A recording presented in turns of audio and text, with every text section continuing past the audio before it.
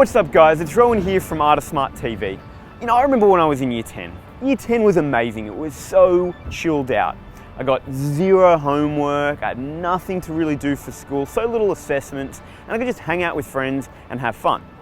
When I did have assessments, the great thing as well was I could really cram last minute. You know, I could spend the week before just cramming everything in my head, get in the assessment, and I ended up going pretty well. Now, that worked fine throughout year 10. And then, when year 11 started, it was like a slap in the face. Because all of a sudden, everything changed. Workload, homework, assessments. I couldn't get away with that last minute prep anymore. And in fact, what I learned really critically was that the key for year 11 and 12, and the key to making that step up, was consistency. Doing things consistently. So in this video, I'm going to share with you 4 strategies that you can use if you're a year 10 student going into year 12 to make sure that you step up and you nail consistency so you can ace year 11 and year 12.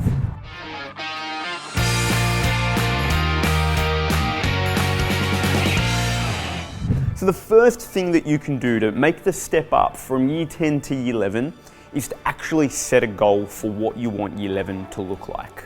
Alright, so if you go into year 11 and just think you can keep on cruising, you're going to very quickly find that it's going to be, like a boat without a rudder. Alright, you're going to end up all over the place. So really critically, I want you to sit down and write your goal and put pen to paper. What is it that by the end of year 11 you want to achieve? Now, it could be academic. It could be that you want to be achieving a certain mark or a certain rank in a course. Right? It could be that you're wanting to achieve certain leadership goals, maybe to become a leader in your school.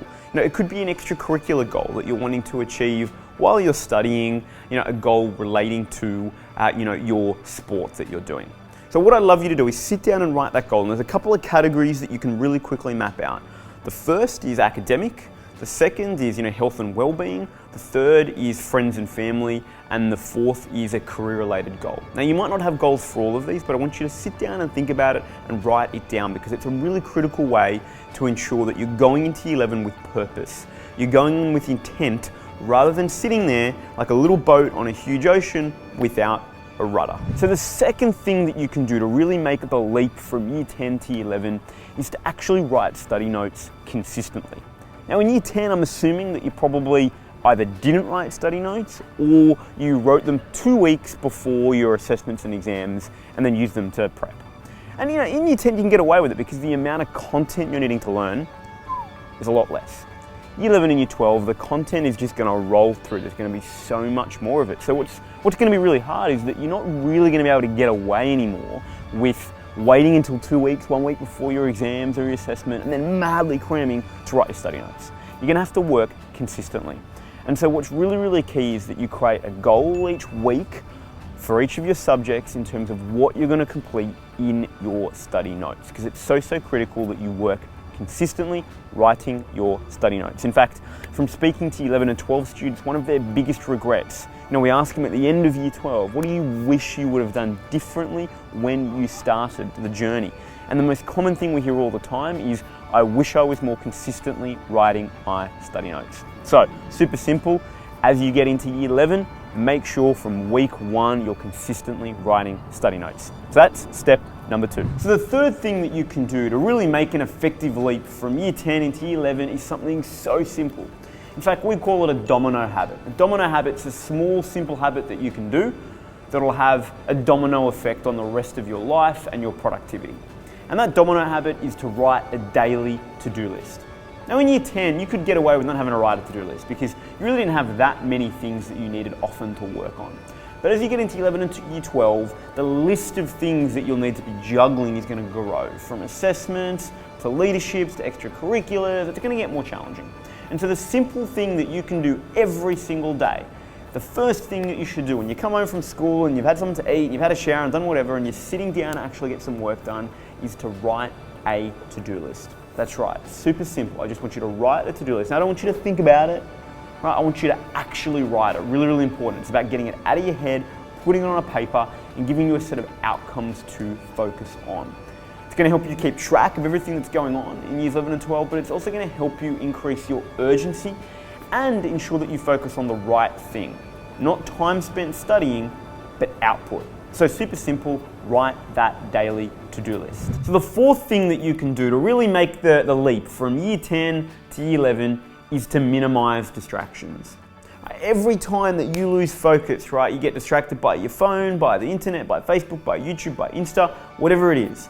It's gonna take you over 23 minutes, 15 seconds plus for you to get your zone of focus back.